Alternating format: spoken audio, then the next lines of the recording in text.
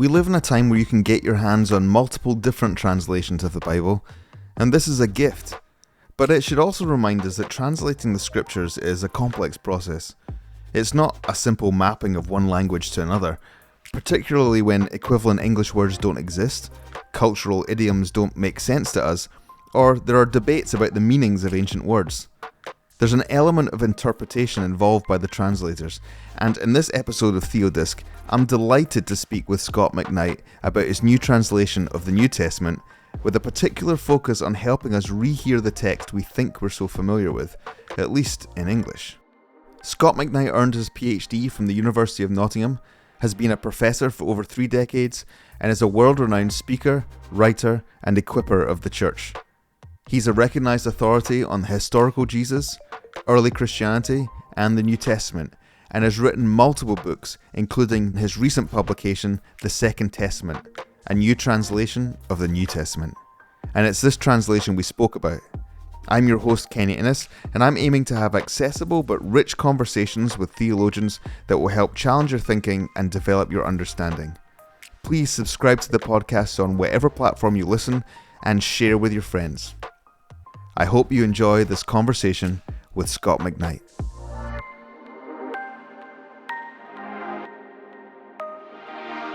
Okay, well, I'm delighted to have Scot McKnight on our podcast today. Welcome, Scot. Thank you for being on the Theodisc podcast. Well, thank you, Kenny. And it's nice to hear a Scottish accent. You sound like my grandpa, who was from Fife. And I can't do the Scottish accent very well. I like him already. You just have to pretend like you're clearing your throat. It's not that much different from German, really. So. Oh, it's not that easy. My grandpa used to always say, "Dinna be so daft, Scot." That sounds about right. Well, we're going to be talking about your latest work here today, Scot, the Second Testament, which is your translation of the New Testament. But before we get into that proper, I'm going to subject you to the 3 questions that every first-time guest has to answer when they come on the podcast. Okay. And so we're going to be looking at your new project, but I want to know a little bit about what are some of the constants, the things that you return to in your life. So the 3 categories are a book. You cannot choose the Bible for that, okay? And you can't even break down books of the Bible, so something other than the Bible, a food or a meal that you return to, and a place that you return to. So let's go for the first one, a book. Okay.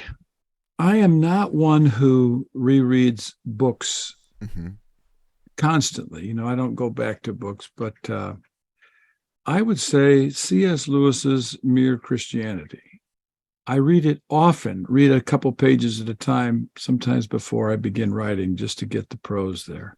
So let me just say I return to C.S. Lewis. Okay. Now, food, risotto, Italian risotto.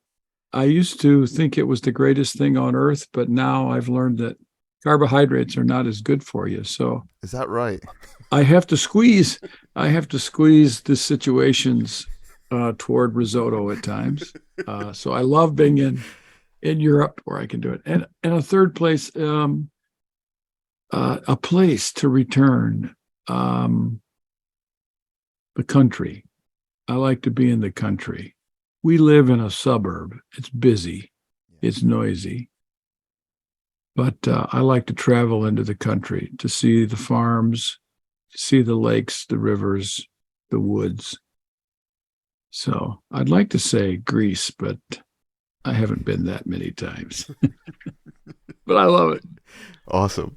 Well, thank you. That's great to hear that. And now we know you a little bit. Yeah.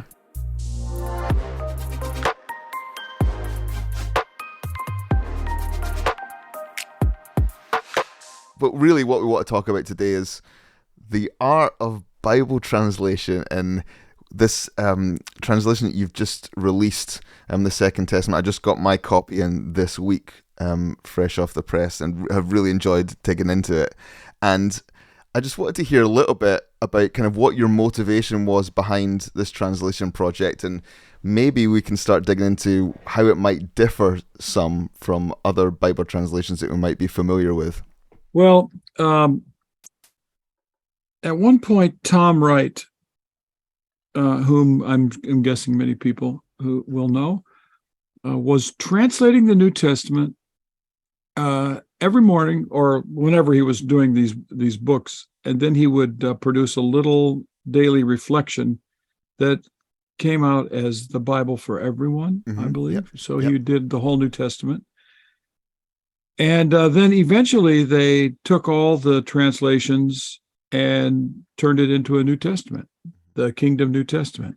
Then John Goldingay, an Old Testament professor who was I met when I was a student at the University of Nottingham in England. He was at St. John's College. He then moved to the United States and taught at Fuller Theological Seminary. He did the Old Testament to correspond to Tom Wright. Well, I have to admit, I wasn't keeping up daily with John Goldingay's newest translations and newest commentaries, but he did the same project. When they were done, I believe it was SPCK, so someone may correct me on that, put them together as a Bible. I think they called it the Bible for Everyone. That's right, yep. And I bought a copy. I love John Goldingay's Old Testament stuff. I love his forthrightness and clarity, ability to think in terms of the ancient world. And I began to read it carefully. And I had already read all of Tom Wright's, or most of Tom Wright's Kingdom New Testament. And when I began to read John Goldingay, I said, these two translations do not belong together. Yeah. And it wasn't like it was a criticism. I loved both of them. But okay, so then I bought a copy of the new single volume Goldingay from InterVarsity, and I was at the academic meetings, and I bumped into the main editor, academic editor at InterVarsity. And he asked me what I thought of Goldingay. I said, I love it. I said that the translation of Goldingay and the translation of Tom Wright don't belong in the same bound together as England. He said, why is that? I said, well, two completely different approaches to translation. And he said, what do you think should be done? Because InterVarsity in the United States owned the rights to the Old Testament, but didn't own Tom Wright's. That was it's owned by Zondervan now. And I said, well, someone needs to translate the New Testament to correspond to John Goldingay's First Testament. He said, would you like to do it? I said, yes. And that was the extent of the conversation. I thought, yeah, I'd love to do this, because there's something about his translation that is unlike any other translation of the Old Testament. And it will help Bible readers think about what the Bible actually says. So I did that. So you've asked, how this differs. I was talking yesterday on a podcast, which seems to be my daily activity in the afternoon. You're welcome. Yes. I was talking to a professional Bible translator, and he asked me what my theory was. And I'll explain the two reigning theories of translation in a second. But I said, I look at my translation as an untranslation. Right. So there are some translations are called word for word or a formal equivalent translation. Mm-hmm. And other translations are thought for thought or a dynamic translations. And in the thought for thought or dynamic, the idea is to evoke in the current reader of English the same experience that was evoked in the original Greek or Hebrew or Aramaic text. The formal translation is not so, or the word for word is not so concerned with that. It's not so concerned with having the same response, but creating as close a replica of the original Greek text as can be given and still make sense in English. So my translation, I didn't sit down and say, I'm going to have a formal equivalent or a dynamic equivalent. My goal was to evoke for people today who are Bible readers already. So they read the NIV or the New Living Translation or the New English Bible, whatever it is. They read it and they're familiar with it. I'm trying to provide a supplemental translation for those who are familiar with the Bible that will slow them down and give them a closer feel to how the Greek text actually looks. So I like to say it's not going to feel Englishy at times. It's going to feel a bit clunky and choppy and chunky, and that's okay because you'll go, what is he saying here? And slowing down, wondering what this is saying will create a different experience in reading the Bible, and I hope a sharper understanding. But more importantly, it's gonna make people compare what I translated with what they're familiar with, and try to wedge them away from the familiar to hear it in a slightly different way, which will, I think, expand their understanding of the Bible. I had to laugh because I was reading an article about approaches, and they were going back and forth about, between formal equivalence and dynamic equivalence, and they were critiquing the formal equivalence approach and saying, sometimes it can lead us into meaningless phrases that are a bit clunky, like 1 Peter 1:13. Do we really want to translate that as gird up the loins of your mind? And so I thought, I wonder how Scott has translated that. So I turned to it, and your translation is, therefore surrounding your mental waste. And I had to laugh, that because you've done what Robert Alter talks about. He says that translation is an endless series of compromises. It looks like in many places you've really resisted the temptation to compromise and tried to stick quite closely to what's in the Greek there. Yeah, and some translation theorists would say that this has been said many times. It's said in Italian that the translator is a traitor. Yeah, and there's something to that. Is that when you translate a text, you are moving the text from one world into another world, and you can't take that whole world with you. And I'm not criticizing Tom Wright or the NIV or your favorite translation at all. I'm perfectly fine with that. I often tell my students, and they ask me about the Bible every time I teach a class, what's your favorite translation? I say these major translations that we have in English today are all reliable. They're helpful. There's nothing wrong with them in that sense. So, and I'm not saying this is the way we should have translations. I'm not saying that at all. I'm saying this translation will help you understand your translation better. And then, Kenny, the other side of it is those who are studying Greek and are translating a passage in Greek, let's say they're translating Ephesians, they're going to love my translation because I give them a lot simpler. It's almost transparent to what the Greek text looks like. Right.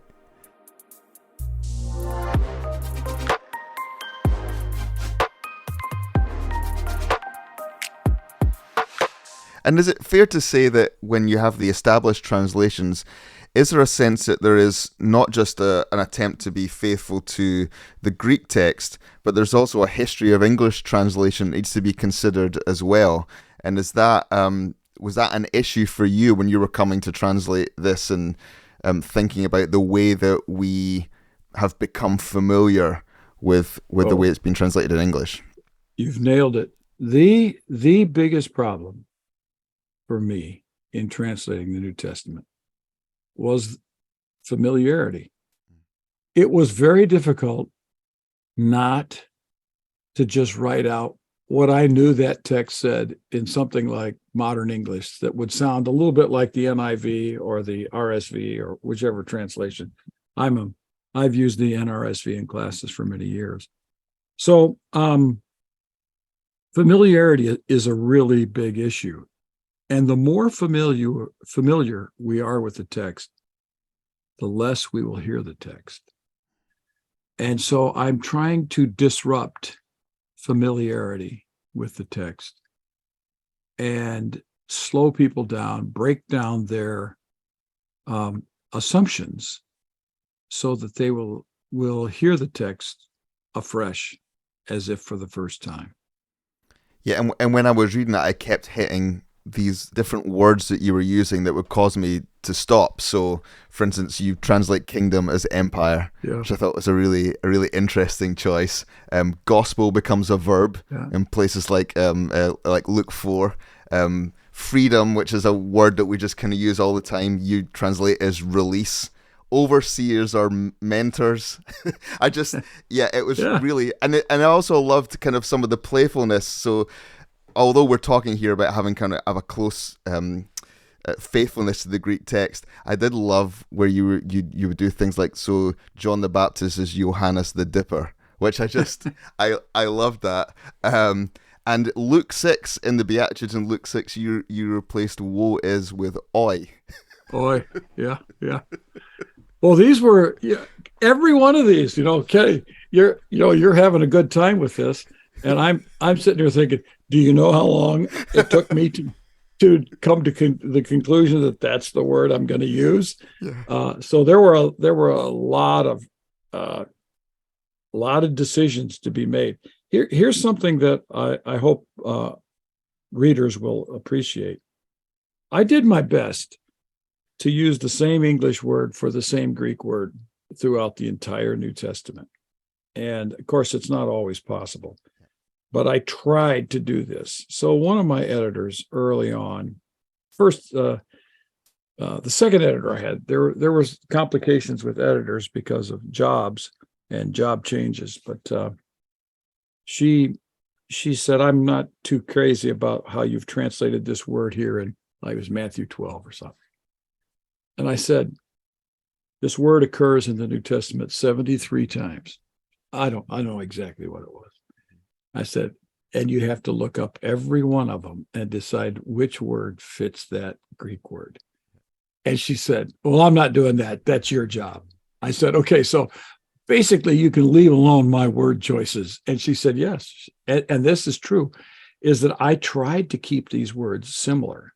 And I fought with myself and I fought with the text and familiarity to try to find words that were accurate, but that would not be so familiar that people would just slide over the meaning of words, like empire. All right, this is the Greek word basileia.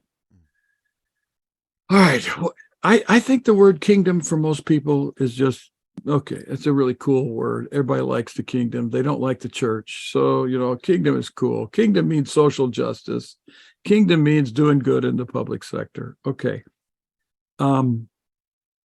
I know that the Greek word basileia is used throughout Josephus, for instance, a very contemporary writer in Greek to the New Testament itself, for people like King Herod, King Agrippa, Archelaus even. They're kings and they have a kingdom. A king is someone who has a kingdom. A kingdom is someone who has a king.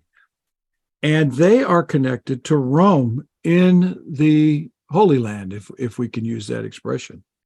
So for the world of Jesus to all of a sudden talk about the kingdom, it's like a political takeover, not a coup d'etat by the use of violence and weapons, but they want to run Israel. They want to be in charge. Jesus wants to be in charge. So, and then Jesus calls his kingdom in Mark's gospel the kingdom of God. Now, that is an interesting choice because kingdom of God is not an expression in the Old Testament, but kingdom of the Lord is used twice in Chronicles. All right, so big deal. How many people knew that expression was used in Hebrew in Chronicles? Not very many. So it's not like this is a familiar language. Jesus says that this is going to be the kingdom of God. It's sort of like someone who has been to seminary, who shows up in your church, is the new pastor and says, we're not going to have anybody called pastor or elder or deacon or mentor or bishop. Jesus is going to be in charge of the church. You go, how's that going to work? Well, Jesus wants God to be in charge of the people of Israel.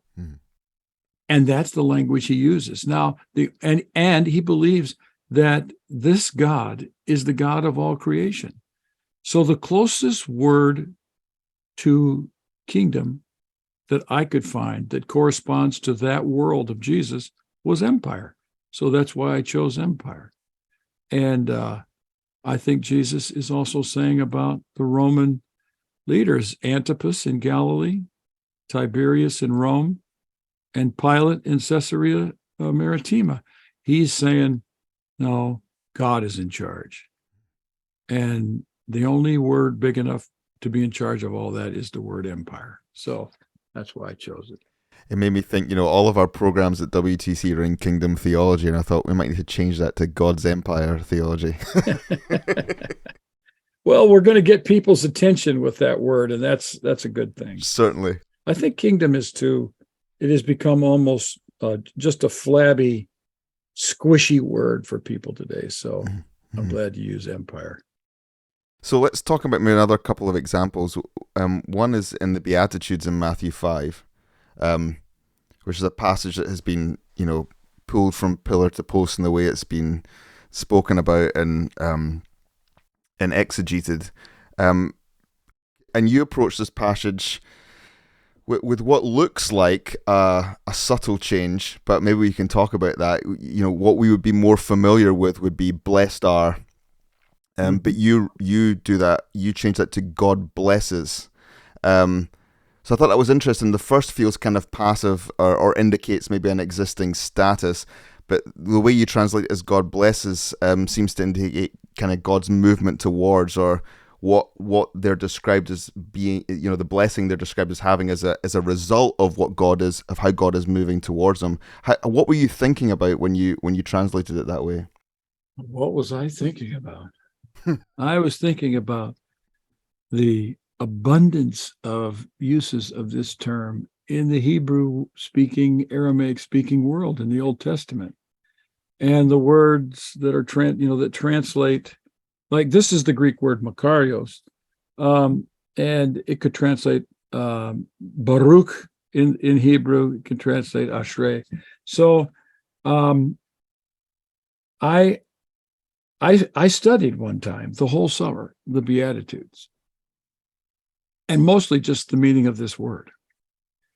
And I'm utterly convinced that the blessing here is the favor of God upon a person. It is not simply like this Common English Bible, which I really like, translates it happy.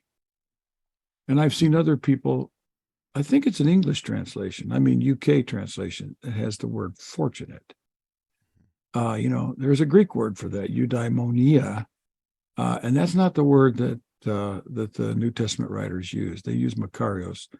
And it's a blessing of God upon a person because they trust in God, they walk in the way of God, and they are experiencing the downside, the underside of society because of their faithfulness. But yet, the promise from God for them is that they are the ones who will inherit the kingdom. And I think when Jesus was done, I can imagine this hill, because this is when you go to Israel, they take you up on the Mount of Beatitudes. So I don't know we don't know if that's it, but that's a pretty good candidate, probably in that area. So I think that the people who heard Jesus say this, like the disciples, would have looked around and said, what about us? You didn't mention us. And I think Jesus is saying, you're getting the point, is that this work of God in the kingdom, this blessing, is surprising everyone because of the people who are responding to it. And these are the sorts of people groups that are responding to me and to the kingdom offer. So come along. It's that sort of, and so I think blessed is too impersonal. And yes, the word God is not there in the Greek text, but I think it's implicit in the one who is doing the blessing. So I put God blesses, and I hope I hope some people say, this helped me see where this blessing is coming from. It's great.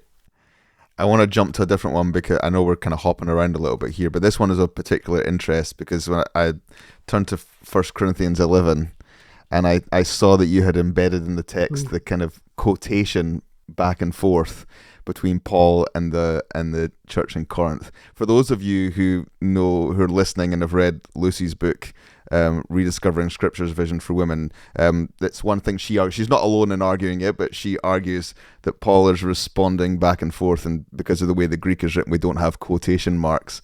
So it was interesting to see that you reflected that same approach in your translation. So maybe we can talk through that decision. I'm just looking to see where this note is in the text. Do you see 1 Corinthians? You mean the footnote? Oh, you said 11, chapter 14.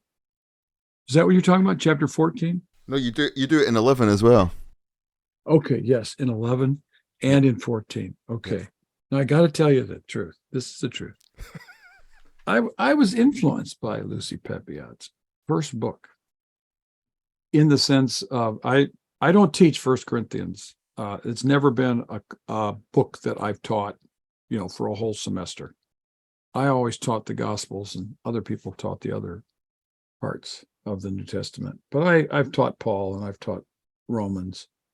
But when I read her first book, I said, I know about this stuff, but I have to make a decision. I have to decide what I believe. And so I worked with her stuff, the people she mentioned. I read other things, and I worked on this text hard. And I think that her case, her argument, is this text does not make sense if Paul is responsible for all of it. He's speaking out of two sides of his mouth. Well, Paul in 1 Corinthians especially is frequently quoting people. And most translations actually do this. They'll just put something in quotation marks and you wonder, where'd they get those quotation marks? Well, they think Paul is actually quoting somebody, and Paul does this. He even mentions, I'm responding to people who've asked questions. So her approach, I think, is very reasonable. And so I tried it on years ago, and I have read the text this way many times. And so when I did the translation, I reworked it again, and I came up with this conclusion. And I sent it to Lucy and to Nick to see if I got their view right, his or her view right. And I got a little blessing and no oi when she read it. So, and that's also the case in 1 Corinthians chapter 14. Mm-hmm. So, yes, I explicitly have entered into that text and tried to make sense of it the way I think it reads in the Greek text.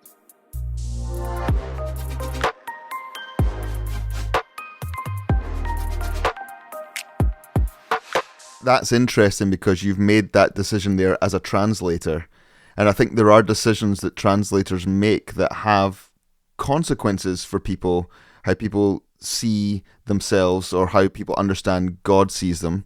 So I can think of places where issues around women are translated in particular ways. So that's happened in 1 Corinthians there. And I wonder if we could talk a little bit about that, about the importance or maybe sometimes the weaponizing of words or translations, how they can have a detrimental effect. I was reading an article or an essay by Musa Dube, and she talked about translations in Botswana where they would translate the word demon, and they would translate it for the word that equates to ancestors for people in that culture. So every time you would see the word for demon in the New Testament text, it would be their ancestors. So Jesus casts out the ancestors from the demoniac and sends them over the hill. So they're choices that translators get to make. And I wonder if we could just kind of speak into that a little bit. These are translations that you feel the weight of, these kinds of decisions. I didn't make this decision lightly and thought, I'm going to show these people what's going on at all. It was easy to avoid this and just let the text be confusing. But I chose to pay attention to what's going on in this text in light of what people are saying, as in the scholarly world. And so I made decisions. I put it in brackets where I think it's Paul and where I think it's Paul's opponents. And I try to make sense of it that way. One of the most important things when we do enter into the text, we do render judgments. And I'll give you another illustration in this text because it matters so much. All right. In 1 Corinthians 11:16, I translate, if someone looks to be argumentative, we don't have any such custom about this, and neither do God's assemblies. Now, a lot of translations translate, we don't have any other custom. Well, any other custom means, by golly, you better agree with me.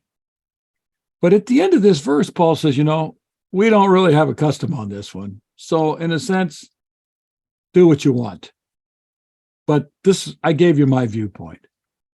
That really matters in the translation. One of them is everybody disagrees with you, which is a threat. Mm-hmm. And the other one is nobody has come to a conclusion on this. It's completely up for grabs. And I had a really pious professor when I was a first-year seminary. It wasn't my first year, but it was the first teacher I had in seminary. Pious man, gentle, lovely guy. And I went into his office one day and asked him what this verse means. And I said, why do people translate this any other custom? And he just looked at me, pulled out his Greek New Testament, and translated it just about the way I have. And he said, I think Paul is saying, do whatever the H you want. I went, oh, I didn't expect that out of you, but okay. All right. And there is that sort of sense about the text. We don't have a custom on this. And it really matters if you translate it the one way or the other. So, well, yeah, as my family grew up, in a church tradition, where women had to wear head coverings every Sunday to church, and that's Plymouth Brethren. Yeah. E.F.F. Bruce from Elgin. There you go. That's right. So there are people listening to this who don't speak Greek, don't read Greek. You have said that this translation that you've worked on is a supplement to other translations that are already existent, English translations that are in existence. What can you say to people who think, well, I can't enter into Greek like Scot can?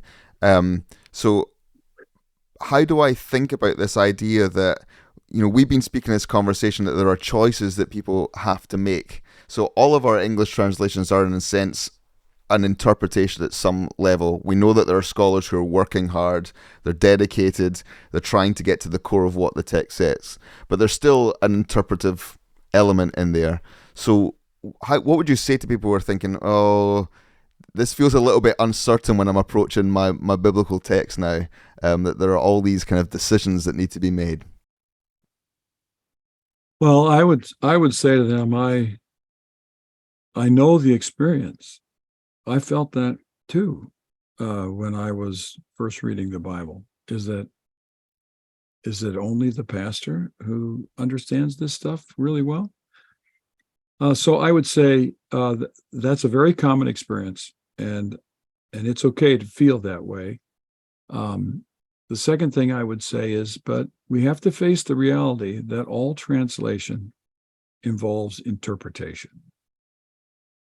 If you learned German, you learned the German word Gemütlichkeit.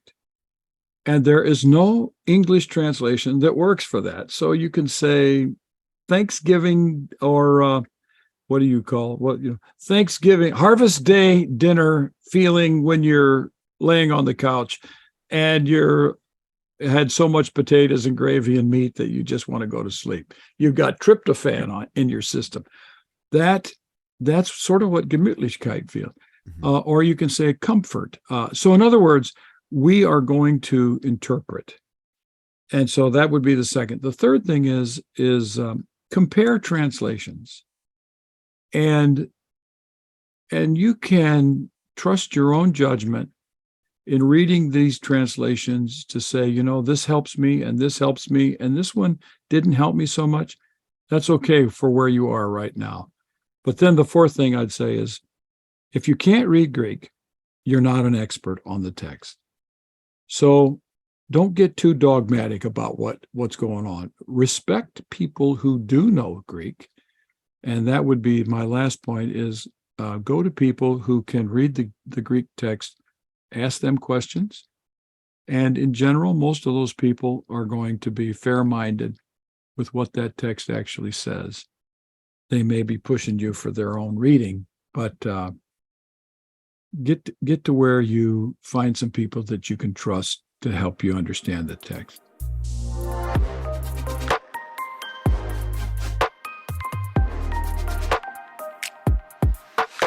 Scott, thank you for spending the time with us and talking through this. I really enjoyed what little I've been able to read of the Second Testament so far. I found it joyous and challenging and jarring, and give me some fresh perspective on some text. And I really would encourage people to have a look at it when they're reading the Bible as just a different angle to shake up that familiarity that you spoke about earlier that we have. But I really appreciate you taking the time to come and join us today. Well, thank you, Kenny. It's good to be with you and to be with all the people at Westminster Theological Center, one of my favorite places. Cheers. Cheers.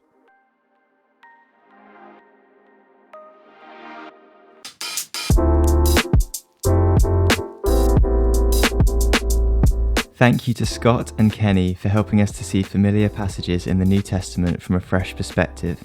We'll be having a competition soon on social media where we'll be giving away a copy of Scot McKnight's The Second Testament, so do keep an eye out for that one. In our next episode, Kenny will be chatting with Dr. Carmen Imes, Associate Professor of Old Testament at Biola University, about being God's image. Carmen is a well-renowned Old Testament scholar with many publications behind her name, and Kenny even admitted to having a few butterflies in his stomach before this interview. Theodisc is part of WTC, a theological college that seeks to partner with the church through equipping and sending the whole people of God. Our innovative hub model allows you to study on any of our part-time programs without leaving your work or ministry. Come and find out more at wtctheology.org.uk. Thank you for listening to episode 21 of Theodisc. Join us for episode 22 with Carmen Imes on being God's image. Bye for now.